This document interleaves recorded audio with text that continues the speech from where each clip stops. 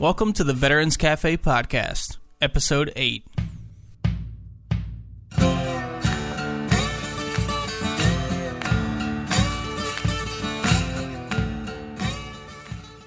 I'm Tracy. And I'm Wes. And welcome to the 8th episode of the Veterans Cafe Podcast. Today we want to talk a little bit about some of the individuals, we shall call them, that you may meet in a bar or some other locations that just happen to have, I don't even know what to call it, I guess SF syndrome, right? I don't know. I mean, when my husband and I first met, we were living in different cities, and a lot of times we would meet up for like a weekend, right? A 2-day weekend, 3-day weekend, whatever. And we would usually start off, like dinner or what have you, and we'd have a couple drinks. And sometimes we'd be like at a VFW, or sometimes we'd be, I don't know, a restaurant bar kind of thing. Anyway, and inevitably, it always seemed that, whenever we would meet someone to chit chat, with whoever's next to us, they had been in the military, they'd ask if we were in the military. And inevitably, whoever that individual was always like, yeah, I was a Delta operator, and yeah, I was a Green Beret, and I was a Ranger, and right? Everybody we ever met, I never met. It's amazing to me how many Green Berets and SEALs and Delta guys that you just meet out there. They're everywhere. It is crazy to me. Well, what's so silly is obviously there are, I don't even know how many MOSs there are in the Army, but there are quite a few. And I never, ever meet anyone who's like, yeah, I was in supply for 14 years, or, I was a cook, or, I just never meet these people. And I know they're there because, if we didn't have, all these, supply people and human resource people, then nobody would function. So, I don't know. I just find Right. Obviously, all these MOSs are, they're crucial. They say that, for every infantry guy, you need 5 people supporting him, right? So all these other MOSs are crucial positions. It's not like we don't need them or anything, And I know there's this whole animosity, or I don't even want to call it animosity. It's not animosity. It's just this competition or whatever. Whatever it is, it's out there. And yeah, it's. I understand, and it's fine, whatever. But why are there so many people that you meet out there who just? In fact, there are so many people who make this claim that they're a Ranger or whatever, that when I tell people ask me, oh, what'd you do in the Army? And I'll tell them, well, I was in the infantry for 8 years, and, and now I'm an engineer. And they'll be like, oh, yeah, were you a Ranger or anything? No, I wasn't a Ranger. Wasn't a Green Beret. Wasn't on SEAL Team 6. Didn't, I didn't jump in with a Delta team in Somalia. Nothing like that, just regular old 101st Infantry. That's what it was. And it's weird, because they're like, oh, well, you're not one of the guys that would have in a movie, or you're not like the other 70,000 people I've met in the bar. They were all Rangers. Or they were all Green Berets. They even pulled the Green Beret out of their pocket and they showed it to me. I saw it. That's proof, right? The Green Beret they pulled out of their pocket. Every single person. I don't understand the entire. I don't know what. I don't even know what to call it. The whole, I guess, Stolen Valor thing. Ever since I started following that page and seeing all these people who are doing this craziness, and I even saw this weird guy in an airport not long ago. I was traveling, and there was this guy, and he was wearing a uniform, and he had lieutenant rank on, but he was wearing his PC inside. All those little signs that you would see. Someone who doesn't really know what they're doing. He was doing them inside the airport. Oh. And part of me just wanted to walk up and be like, dude, can I see your ID? Can I see your CAT card or whatever? But I didn't. He took his PC off eventually. Probably because I kept staring at him like he was a moron. But I just don't get it. I don't understand the whole lying thing, dude. Just go sign up and do it. If that's what you want. If you want that story, then go get it. I don't understand it. I don't either. I don't know if it's I don't know. I don't know if it's because they were actually in and they were just embarrassed, or they didn't think other people would think it was cool or important, or they're just a civilian who've never been in. So I don't know. I don't understand it either, but I don't know. I just find it fascinating. I mean, like I was actually talking to the NCO I was with this morning, like when we were like on our way to chow, and somehow we got in the conversation of this topic, and he like walked into a gas station or like a little shopette. And I don't know. And I left before him, and he came back out, and he was like, "I'm sorry to keep you waiting, but you know, that guy behind me asked me what I did." And I said, "Yeah." And he was like, "Yeah, you know." So I told him I was in SEAL Team 6, and we were like laughing. And of course, he didn't say that, but it was just funny to me. I don't know. I don't understand it. I don't know. I think it's a huge mix right now, and one thing we have to admit is that veterans today, soldiers today, have it way better than soldiers, you know, before our time. At least you'd have to say from, you know, between the 50s up until now, pretty much, you know, soldiers were not treated very well. And nowadays it's really popular to be a soldier because people have, you know, sort of disconnected the idea of whatever's going on in the world with soldiers themselves, because they understand that we don't choose, you know, we just serve the country, you know, and we do what we're told to do because that's our job. So a lot more people now are very supportive of veterans and soldiers, even if they don't believe in what's going on in the world. So right now it's very popular, you know, for you to be a soldier or a veteran on some level, you know, but there's so many more people now, or maybe we just know now because of the internet. Maybe that's what it is. It's the internet that's showing us that there are so many more people out there now, just pretending to be soldiers and pretending to have all these medals and awards and be SEALs and be Delta guys and all this kind of stuff just so they can get some kind of false recognition that they don't deserve. So I'm sure that's probably part of it. I'm sure they've always been around. You know, there's no doubt. They've always been around. But now we're actually able to expose them much easier because we have video, because we have pictures, because we have all that kind of stuff. We have people just starting websites literally dedicated to exposing these people who are going out there and trying to get one over on the populace, you know, and who knows why. I mean, they may just put on some random uniform they bought on a surplus store just so that they can go to the airport and maybe try and be offered a first class seat or something like that. Who knows what it is? Maybe have a meal bought for them, something stupid. I don't know. But at least those people have a purpose. At least when you see some idiot in an airport dressed like a soldier, at least maybe he's trying to get like a first class ticket or something like that. You know? But when you meet a guy in the bar and he's just lying about what he's done, I'll never forget the guy that a bunch of our guys met in a bar, and he was sitting there telling them, "Oh yeah, you know, I served in the 101st and all this." And we were in the 101st at the time. And I don't remember where they met. I think it was Cincinnati or something. And they were like, "Oh yeah, you know what? You know where you're in. You know, we're in the 101st." And right off the bat, as soon as everyone said, "Oh yeah, we're in the 101st," he was like, "Hey, listen, I never really served in the Army. That's just something I tell people." Why? Why is that something you tell people? What is the deal? I don't know. If you need the story for some reason, just go do it. Just serve in the Army and go do it. I don't understand it. It's amazing to me. I don't either. I don't know.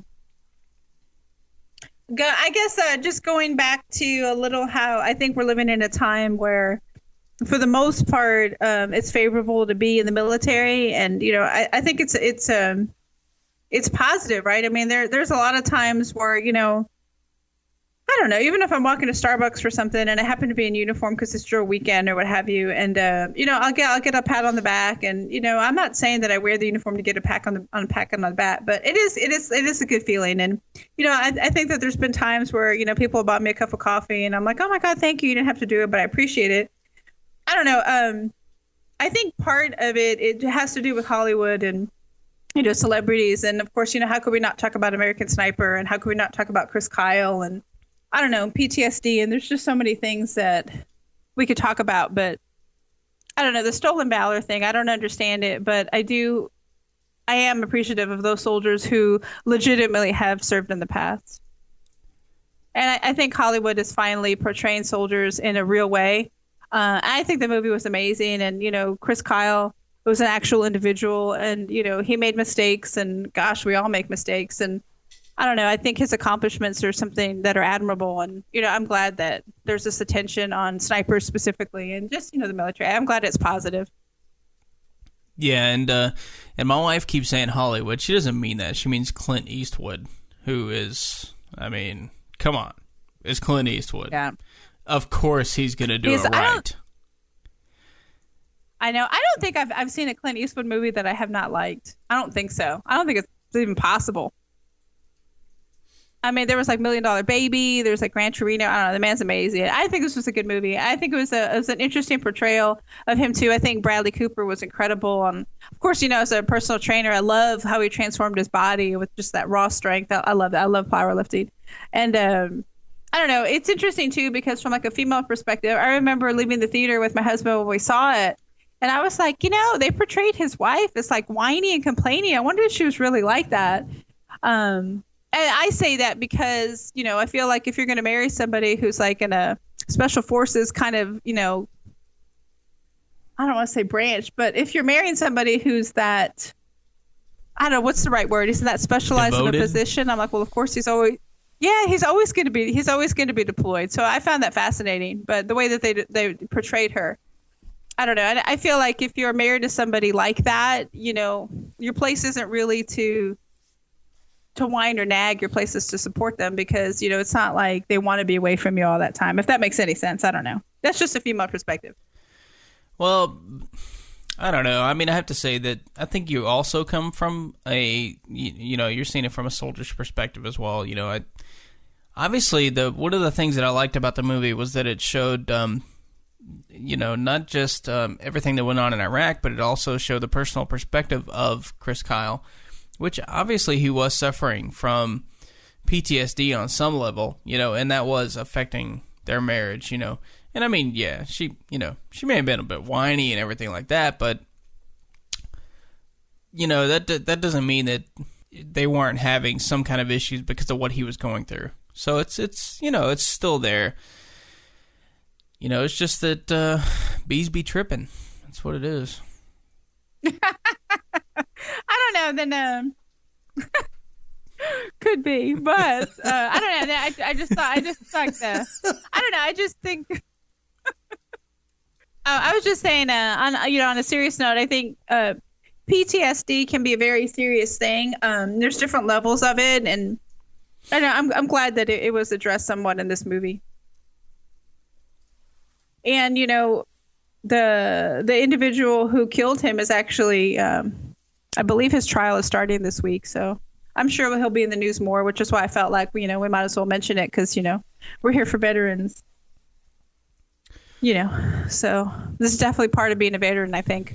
Yeah, and I think it's actually a pretty important time right now with this trial going on because, there are a lot of guys out there going through post-traumatic stress disorder, and of course everybody knows about the suicides and everything that's been going on, which is of course horrible.